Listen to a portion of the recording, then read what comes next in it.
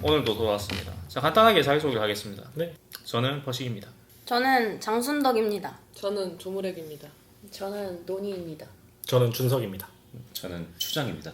네, 자 오늘 주제는 저희가 국제적인 사기꾼을 좀 더 이끌어낸 국제 검찰이고요. 예, 그래서 지금 저희가 전 세계 3개의 사기꾼을 한 명씩 다 잡아서 법의 심판대 위에 세우려고 하고 있습니다. 그러면 저희가 잡아온 그 범인들을 저희가 설명하고 이 사람의 재질이 얼마나 나쁜지, 그리고 어떤 사기 방식을 썼는지 그런 거를 설명해서 여러분이 그걸 듣고 이 사람의 죄질은 어느 정도다 이렇게 이야기를 해주시면 될 것 같습니다. 이 취지는 이 범인들을 막 신격화한다거나 뭐 영웅한다거나 이런 게 아니라 최근에 우리 한국의 사기 범죄 그 비율이 엄청나게 올라가고 있거든요. 사기꾼들의 심리 그리고 방식이 이런 식이구나. 미리 학습해서 앞으로 당하지 말자, 예방하자, 그런 취지로 만든 거기 때문에 한번 시작해 보겠습니다. 자, 제가 지금 잡아온 그 범죄자는 아마 말만 하면 전부 다 아는 그런 사기꾼입니다. 바로 대한민국 희대 사기꾼. 얼마 안 됐어요. 2004년에 있었던 일입니다. 의료기기 사기를 쳤던 조이팔 씨. 네, 조이팔 씨를 제가 이끌어 왔습니다. 자, 그러면 먼저 이 사람이 어떤 사기를 쳤는지 제가 간단하게 설명해 드릴게요. 여러분은 돈 450만 원을 저한테 줘요. 저한테 주시면 됩니다. 그러면 제가 35,000원씩 통장에 입금해 드립니다. 네. 열흘이면은 35만 원이고 예, 100일이면 350만 원이네요. 예, 그렇죠. 그런데 매일은 좀 그렇고 네. 한 뭐 일주일에 2-3번 통장에 즉시 입금을 해드립니다. 그래서 여러분은 한 7개월 정도만 그렇게 투자를 하면 원금을 다 뽑고 그 다음부터는 전부 다 추가 수익이에요. 좋다. 예, 어떤가요? 저한테 투자하시겠습니까? 네. 450만 원 뭐 부담스러운 금액 아닙니다. 그렇죠. 계좌번호 알려주세요. 예, 그렇게 시작된 게 조이팔의 사기입니다. 이제 흔히 이야기하는 폰지 사기. 이 다 이런 식이거든요. 먼저 나한테 선입금해. 그럼 내가 너한테 배당금을 줄게. 그렇죠. 그러면 이 수익이 어디서 나오냐? 그것도 궁금하잖아요. 내가 배당금을 어떻게 받는 건데? 그래서 이 친구는 이런 아이디어를 썼습니다. 안마기기 의료기기를 구매해서 찜질방, 뭐 모텔, 뭐 이런 데 배치를 하면 이제 거기에 돈 1,000원을 딱 넣으면 10분을 쓸 수 있어요. 이런 식으로 대여 사업을 하는 거예요.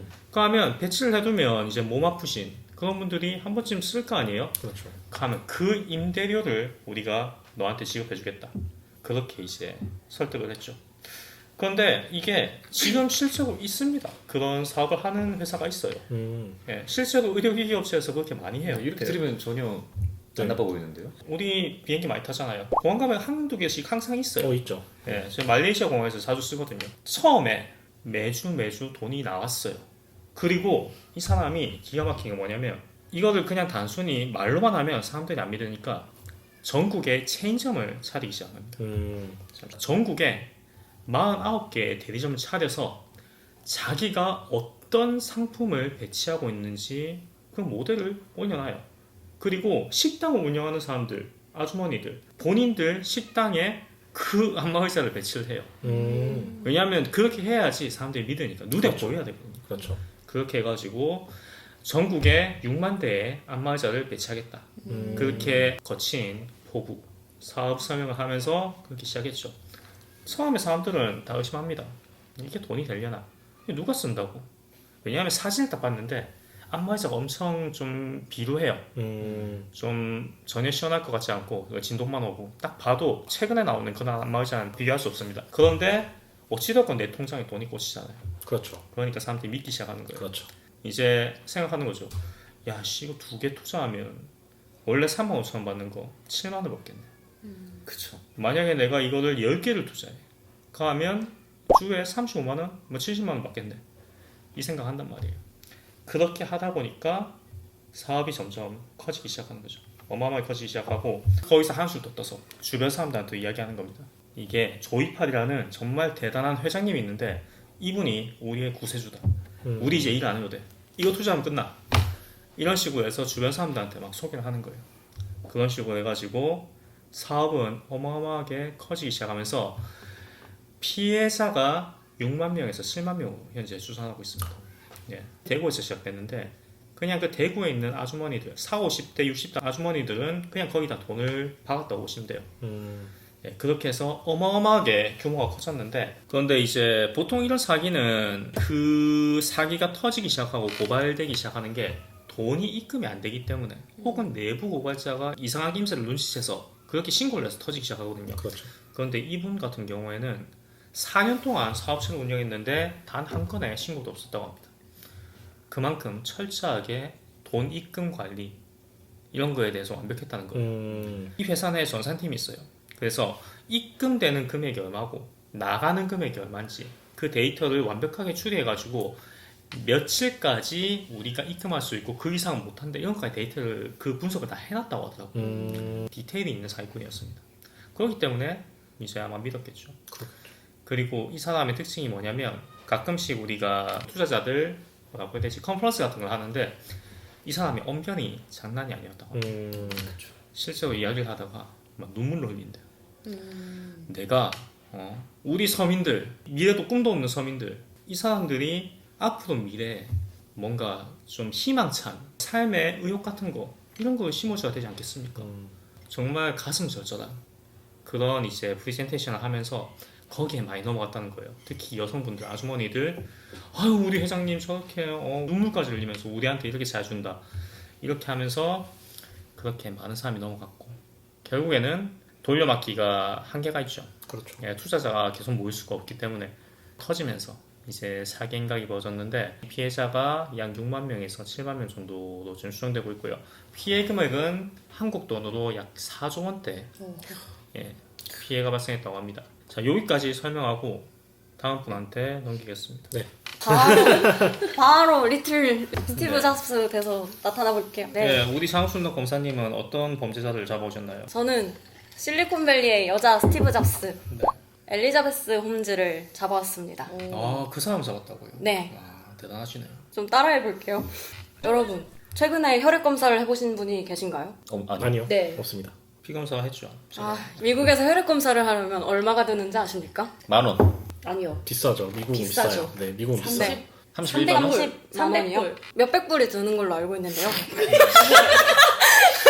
뭐야? 왜냐면 주에 따라 달라지기 때문에. 그렇죠. 아, 네. 그렇죠. 직장 보험에 따라 달라지기도 그렇죠. 하고. 그렇죠. 근데 제가 만든 이 에디슨 키트만 있으면 월그린 마트에서 50불에 구매해서 250여 종의 피 검사를 할 수 있습니다. 월 그린마트요?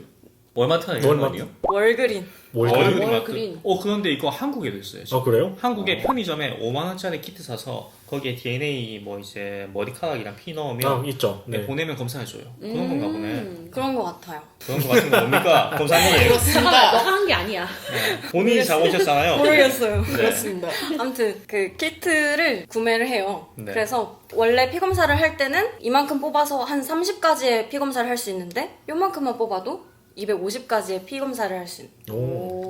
그럼 병원이 너무 쓸데없는 거 아닙니까? 그렇죠. 그러니까 저희 테라노스가 스티븐 잡스군요. 만들었습니다. 의료계요. 테라노스. 네. 정말 혁신적인 기술이군요. 그렇죠. 네. 만약 그게 가능하면 진짜 앞으로 병원 의사들, 간호사들 다 굶어 죽겠는데. 맞습니다. 그렇죠. 네. 그런 혁신이 이제 시작이 된 것입니다. 네. 저희 실리콘밸리 테라노스에서. 근데 본인이 범죄자가 아니고요. 라고 사기를 쳐가지고요. 이렇게 이미지 메이킹 자체도 항상 터틀넥 검정색에 스티브 잡스를 모방하는 옷을 입고 네. 목소리도 원래는 이런 식으로 높았는데 신뢰감을 가지기 위해서 낮춰서 남자처럼. 이미지 메이킹 남자처럼. 잘했죠. 네. 눈도 깜박이지 않고. 네. 그게 유명했습니다. 그래요? 눈은 너무 안 깜빡여서 그건 약간 아니냐고. AI 같아 보이던데. 그러니까 좀 무섭긴 하더라고요. 진짜 사진을 무섭다. 봤는데. 네. 이런 식으로 쳐다보면서 했대요. 그분이 스탠퍼드 대학 출신으로 알고 있거든요. 네, 제가. 맞아요. 최근에 우리 대한민국에 희대 사기꾼 있었죠. 가상화폐. 루나코인. 네네. 권도영 씨. 권도영 씨. 그 사람도 스탠퍼드 대학 아, 출신입니다. 이거 스탠포드에 문제가 많구나. 네. 스탠포드 문제가 많은데? 스탠퍼드 출신의 사기꾼들이 생각보다 많아요. 오. 예, 많이 힘든가 봅니다. 거기다 출신이. 실제로 스탠포드에서 이제 실리콘밸리로 가서 창업을 많이 하다 보니까 네. 그런 식으로 많이 부풀려가지고 하시는 분들이 있을 수도 있다. 그러겠네요. 그런데 그렇게 잘 나가고 저명한 그런 회사에서 어쩌다가 그게 사기 혐의로 입건이 되었나요? 네, 사실은 이 에디슨 키트는 모두 다 거짓말이었습니다. 자, 이만큼의 혈액을 채취해서 샘플을 받으면 그거를 가지고 와요. 가지고 와서 그곳에 있는 이제 연구원들이 막 달려가서 뒤에 가서 여기에 이제 혈액을 좀 부풀리기 위해서 식염수랑 이런 용액을 다 같이 넣고 에디슨이 아니라 원래 사용하던 검사 장치를 이용해서 네. 다른 검사들을 하고 그걸 검사 결과인 양 이렇게 제출을 하는 건데요. 근데 그마저도 혈액이 너무 작기 때문에 네. 정확하게 나오지는 않았었다고 합니다. 그렇죠. 그래서 이런 거를 의료계 종사하시는 분들은 아무도 믿질 않으셨대요, 원래는. 그런 쪽과는 이제 인터뷰를 전혀 하지 않고 IT 쪽 관련해서 있는 매거진에서만 인터뷰를 보통 주로 하고 이런 식으로 해서 피해갔군요, 좀. 네, 그래서 이미지 메이킹한 거 자기 이미지로 투자를 받고 네. 그쪽은 이제 묻어두고 투자금을 유치한 금액이 어느 아까 정도였을까요? 4조였으니까 여기는 미국이니까 그렇죠. 8조. 근접해요. 10조. 네. 90억 달러 정도를 받았다고 합니다. 90억 달러. 10조 정도 저는 되네. 한국 돈으로 치면 10조 넘네요. 음. 그러면 상장을 했었나요? 네, 상장을 했었고 오. 주식 가치도 굉장히 높았었던 상태였는데 이 미국에서 상장하면 네. 그 이후에 사기치면 진짜 어마어마한 형량을 받거든요. 아, 그래요? 네. 상장되기 전과 보는 완전 다른 이야기입니다. 네. 근데 그 금융사기 투자를 네. 하신 분들이 대부분 그 미국에 이제 약간 정부 쪽에서 일하시는 분들이 잘못 건드렸네. 많이 투자했다고. 그쵸. 홈즈의 부모님들도 공무원들이셔가지고 그렇게 해서도 많이 받지 않았을까요? 넷달래미가 이렇게 했는데 아니 그러면 이 에디슨 키트 이거는 한 번 하는데 얼마가 드는 거예요? 50달러. 어. 어느 월그린 마트에 가시면 어디서든 구하실 수 있었습니다. 야, 그러면 지금 대한민국에서 팔고 있는 키트도 한번 확인을 해봐야겠네요. 성향이 좀 다르지 않을까요? 거기서 그렇죠. 하는 키트들은 보통 이제 유전자 검사를 해서 조상이 어떤 맞아요. 건가 그런 그런 거였어요. 거를 하는 네. 거라서 네, 질병이 이거는 아니고. 직접적으로 이제 질병이나 그런 거를 찾기 위해서 하는 거고 네. 그거는 이제 다른 종류라고 보고 있습니다. 네. 그런데 에디슨 키트가 100% 자기는 또 아닌 게 한 16개 정도는 검사를 했었대요. 맞아요. 뭐 헤르페스균이나 뭐 이런 거. 그러니까 작은 혈액으로도 검사할 수 있는 거는 원래 하는 것들이죠, 근데 네, 지금. 그렇죠. 그런데 이제 우리가 그때 뭐지? PCR인가 CPR인가? PCR. 네. 그게 유전자 증폭을 하면서 검사한 거잖아요. 그렇죠. 그러니까 그거와 비슷한 개념인데 이렇게 생각하면 그것도 되면 이것도 되겠네. 그렇겠죠. 이렇게 생각할 수도 있겠네요. 그렇죠. 어쨌든 수고하셨습니다. 잘 잡으셨네요. 예, 그러면 자 다음 분. 일단 모두가 아는 독일의 나쁜 놈 히틀러가 있죠. 있죠. 수많은 네. 사람들을 학살시킨. 정말 근데 너무 사실 사랑이죠. 나치당에는 유대인을 학살하는 그 행위를 일으키게 한 모든 동의자들이 있는 거잖아요. 그렇죠. 그렇죠. 근데 뭐 그 중에서도 악명 높은 사람들이 히틀러, 괴링, 힘러, 괴벨스 정도가 있는데 그 중에서도 제가 잡아온 나쁜 놈은 괴벨스라는 놈인데 왜 이 놈이 제일 나쁘냐 하니 괴링은 나치즘의 돼지라고 합니다. 이제 권력이나 탐욕에 눈이 먼 사람인데 사실 가족에게는 충실했다고 하고 유대인들이 그렇게 싫어하지 않았대요. 그러니까 비교적 호의적이었다. 힘러는 또 학살을 저질렀죠. 실제로 행한 사람인데 사실 이것 모든 것들은 괴벨스가 계획한 안에서 움직인 거라고 볼 수 있겠습니다. 왜 이 사람이 이렇게 나빠졌냐? 궁금합니다. 네, 독일 서부에서 독실한 가톨릭의 넷째로 태어났다고 합니다. 하지만 문제가 있었어요. 이분이 장애를 가지고 태어났습니다. 한쪽 다리가 골수염 때문에 안쪽으로 굽어가지고 쩔뚝쩔뚝거리면서 키도 작아요. 이러다 보니 옛날 시대 때는 아마 굉장한 차별을 많이 받았을 것 같습니다. 아, 굉장히 그래서 그 개베스의 별명이 절름발이 악마라고. 그쵸, 이야기를 그쵸. 했거든요. 악마인데 네. 저른발이 일단 신체 장애가 있어요. 그러면은 전투에 못 나갑니다. 전쟁에 참여하지 못하게 되죠. 근데 이제 한 나라의 성인 남성으로 태어나서 전쟁에 참여하지 못한 거는 이 친구한테 굉장히 상처이고 어렸서부터 계속해서 아이들이랑 뛰어놀지 못하다 보니까 그런 게 계속 쌓여가지고 이제 좀 우울함도 있었겠고 분노가 되기도 하고 그러다 보니 그거의 매개체로 공부를 좀 열심히 했어요. 그래서 서민 집안에서 태어났지만 굉장히 공부를 열심히 해서 고학위를 얻게 됩니다. 이제 고학력자인데 백수죠. 그렇게 지내다가 히틀러를 만나게 됩니다. 일단 매개체는 히틀러예요. 뮌헨 맥주홀 폭동 사건? 히틀러가 폭동을 주범으로 해가지고 이렇게 반역죄를 씌워서 법정에서 5년의 형을 받고 감옥으로 들어갔는데 그 안에 들어가서 쓴 자서전이 있어요. 나의 투쟁. 히틀러 인생관의 반유대적인 세계관과 나치 사상을 담은 자서전인데 이거를 이 괴벨스가 봐버린 거예요. 그걸 봤는데 이게 어떻게 히틀러가 말을 잘 썼는지 대단한 사람이다. 이 사람은 나에게 뭐 새로운 세계관을 갖다 줄 수 있는 사람이다 라고 이상하게 가치관이 변하게 되면서 신격화하기 시작합니다. 그러다가 히틀러가 5년을 받았는데 13개월 만에 나와버려요. 가석방으로. 그런데 그 와중에 괴벨스가 워낙 공부를 많이 한 고학력자다 보니까 말빨이 좋습니다. 음. 연설의 원고 같은 걸 적지 않고 그냥 촤촤촤 말해버려요. 나치의 연설가로 데뷔를 했죠. 근데 그렇게 연설을 하는 거를 보고서 히틀러가 쟤 좀 마음에 든다 이러면서 데려오게 됩니다. 자기가 이제 회의를 열었는데 그 안에 초대를 하게 돼요. 그리고 나서 이제 서로 눈이 맞은 거죠. 히틀러가 이제 대화를 하는 거 보고서 또 괴벨스는 뭐야 이 사람은 역시 나의 군주, 눈이 여기 맞았구나. 나의 독재자 약간 이런 느낌으로 돼가지고 되게 쿵짝이 잘 맞습니다. 근데 보면은 나치당에 그렇게 고학력자들이 많지가 않대요. 근데 그런 와중에 괴벨스는 원고 없이 말도 딱 하고 사람들을 딱 휘어잡는 능력도 있고 또 그런 와중에 히틀러도 굉장히 맹신하고 하니 히틀러 입장에서는 굉장히 써먹기 좋은 도구죠. 네. 그렇게 해서 그때부터 시작됩니다. 네네. 독일 사람들을 휘어잡기 위해서 여러 가지 선전 도구를 사용하죠. 그 중에 하나가 라디오, 아우토반, 자동차 전용 고속도로를 건설하고 영화를 제작합니다. 라디오를 70%는 음악을 틀고 30%는 나치 선전 연설을 쭉 틀어요. 그래서 그거를 국민용 라디오를 만들어서 고조금을 줘가면서까지 다 뿌립니다. 약 900만 대를. 그리고 각 공공시설 막 레스토랑에까지 다 뿌려놓고 음악 듣다가 이제 선전 듣다가 뭐 예를 들어서 영화를 제작한다면은 히틀러가 굉장히 친근한 사람으로 와닿게 독일 사람들에게 되게 친근하게 다가가거든요. 라디오도 계속해서 들려주고 약간 세뇌를 시킨 거죠. 그 북한과 매우 비슷하네요. 그쵸? 나치는 공산당이 아니죠. 네. 나치는 전 네. 반대입니다. 아 그래요? 예. 근데 하는 짓을 완전 보면 극화돼요. 거기는. 근데 세뇌시키는 거니까 그 부분만 본다면 네. 네. 그리고 아우토반 그 자동차 고속도로를 만들었는데 사실 이거는 이동이 편하게 함과 동시에 저희는 다 알고 있죠. 전쟁 시, 비상 시 이제 활주로로 쓰기 아닙니다. 좀 무리를 좀 통합하기 위해서는 통일성이 필요하잖아요. 그래서 군복을 까리하게 까리하게. 이런 용어 좀 그런 거 아주 기깔나게 멋들어지게 만들어서 네. 다 이제 그 제복을 입혀놓으면은 사람들이 그 제복을 보고 또 나도 저기 들어가고 싶다라는 생각을 들게 하지 않았을까. 그 제복의 영향이 지금까지 모든 현대 군대에 남아 있어요. 아 그래요? 그 제복 양식을 따르고 있는 거예요. 아 나치 그 군복 정품 생각해 보시면은 저희 군복에 장교들은 정복이 그렇죠. 굉장히 비싸게 생겼어요. 전 세계 군대가.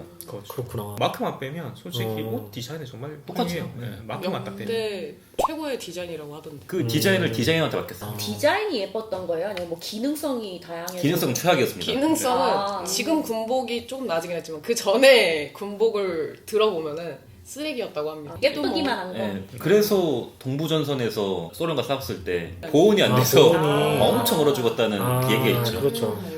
어깨품도 좀 나오고 뭐 이렇잖아요. 네. 그래가지고 가벼운 소재를 썼다고 생각을 해요. 저는. 근데 러시아 애들은 진짜 그냥 막 옷 입고 나와가지고 그냥 그렇죠. 그렇죠. 완전 뚠실뚠실하게. 따뜻하게. 제2차 세계 대전이 일어나기 위해서 이제 전쟁에 목말라 있는 히틀러가 구실이 필요하잖아요. 그래서 폴란드를 증오하도록 가짜 뉴스를 펼트립니다. 그리고 히틀러는 전쟁 시작의 명분을 얻고 진행을 합니다. 승리를 얻었죠. 하지만 연합군이 반격했고 독일인들은 또 이제 불만하게 됩니다. 시민들이. 아니 도대체 언제까지 전쟁을 하는 거냐고. 이러다 전쟁하다가 죽겠다고. 그러면서 게벨스는 또 이거를 다른 데로 돌리기 위해 시작되는 거죠. 유대인이 잘못했다. 이 모든 것들은 유대인이 있기 때문에 벌어진 것이다. 라고 하면서 강력하게 시민들을 모으고 탄압을 시켰습니다. 근데 이게 지금 현대사회에서도 많이 쓰거든요. 내부의 시민들이 불만이 많잖아요. 그러면 외부의 적을 타겟을 해요. 중국이 특히 많이 하는 건데 중국은 이제 공산 체제다 보니까 계속 이제 탄압이 들어오면 나중에는 불만이 쌓일 수밖에 없거든요.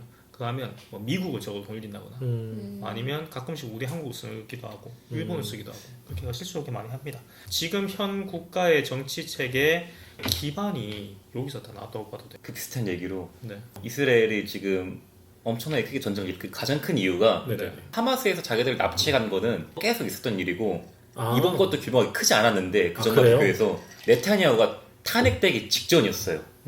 그때가 전쟁을 그래서 일으켰을 때가 일부러 지지율이 10%까지 떨어졌고 그 네타냐후가 이미 10년 넘게 통치하면서 그 아내의 비리가 너무나 많이 공개됐고 모든 이스라엘 사람들이 거리에 나섰는데 네. 그때 갑자기 하마스가 들어와서 납치를 해갖고 울고 싶었는데 뺨 때려줬네 해가지고 들어갔는데 생각보다 이게 종식이 금방 됐잖아요. 애초에 팔레스타인 자체가 힘이 없다 보니까. 근데 진짜 전쟁 끝나면은 탄핵 전쟁 범죄까지 같이 엮을 가능성이 있으니까 이번에는 예멘 치고 예멘 끝나니까 지금 이란이랑 또 갑자기 시비 걸고 지금 이야기 들어보니까 우리 한국도 불안한데요. 대한민국 지지율 10%가 아 그래요? 다 잘리는 그건데 잘리는 지금 얘기하는 근데 원래 역사는 승리자가 만든 거고. 아 그럼요. 그렇기 네. 때문에 네. 연합군이 승리했기 때문에 연합군의 입맛에 맞는 그런 역사가 많이 만들어졌을 그렇죠. 거예요. 만약에 연합군이 졌다면은 네. 그 당시 영국이 또 인도에서 대학살을 일으켰었거든요. 너무 식량 수탈해 가서 많은 사람들이 인도에서 아사했는데 그 수가 유태인이 거의 죽은 수와 필적하기 때문에 네. 또 이것도 이건이 분분한 네, 얘기라서 아니 아니 네. 뭐 괜찮습니다. 역사적인 사건이기 때문에. 뭐 모두 다 아시다시피 홀로코스터가 뭐 그렇게 진행이 되었죠. 그러다가 이게 독일이 3개 전선으로 전력이 분산돼서 싸우던 시기가 있었어요. 패배 책이 짙어지자 총통 관저 지하 벙커에서 죽게 돼요. 그렇죠. 네. 그러면 괴벨스는 있잖아요. 그리고 히틀러가 죽기 전에 유서를 적으면서 다음에 누군가가 이 역할을 맡아줬으면 좋겠다. 위대한 사람들이 맡아줬으면 좋겠다 하면서 적은 와중에 괴벨스가 총통으로 아마 임명한다라고 적혀 있을 거예요. 근데 여기서 문제가 마그다라는 여인과 결혼을 했어요. 애초에 이 결혼을 한 이유가 이 여자는 마음에 들었죠. 되게 이쁘게 생겼거든요. 근데 괴벨스가 청혼을 했는데 거절을 합니다. 근데 받아줘요. 왜? 히틀러가 결혼을 하라 했거든요. 그리고 애를 6명을 낳습니다.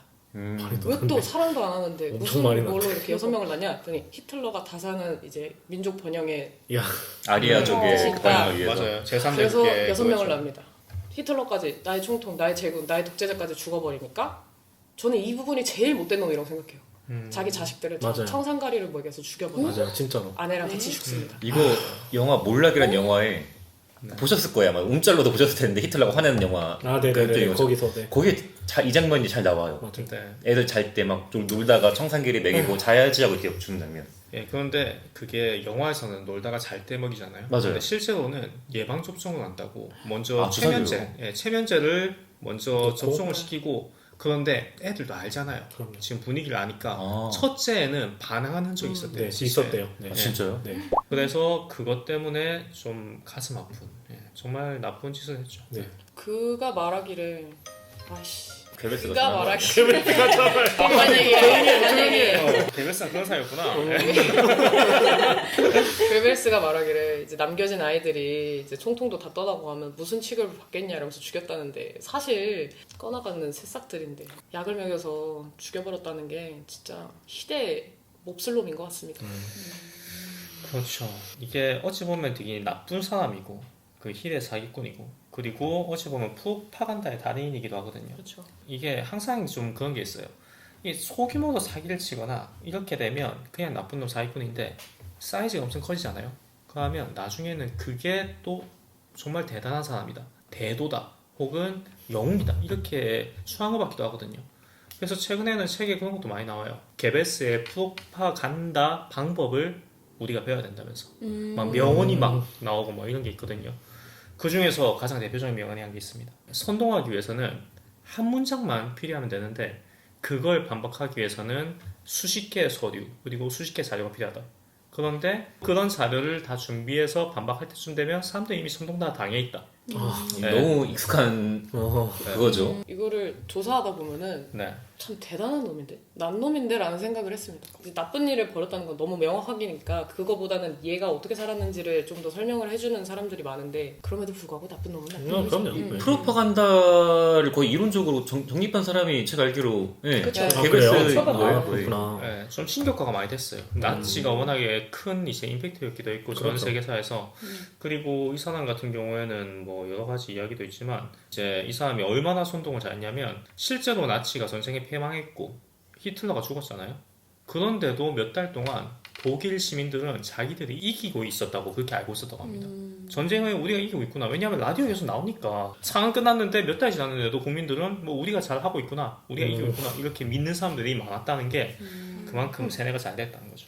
시골에 있는 독일인들 진짜 그렇게 믿고 있었겠네요. 그렇겠네요. 네, 진짜. 우리 대한민국도 6.25 전쟁 나고 이랬을 때 시골에 있는 사람들 전쟁 난 줄은 몰랐다고 하더라고요. 네. 동막골 영화 웰컴 동막골 요즘 사람들은 잘 아는지 모르겠지만 네, 강원도에 거기 있는 애들은 전쟁 간 줄도 모르잖아요. 맞아요. 그렇죠. 네, 알 수가 없죠. 네. 네. 자, 그럼 준성님은 어떤 범죄자들 잡아오셨습니까? 자, 저는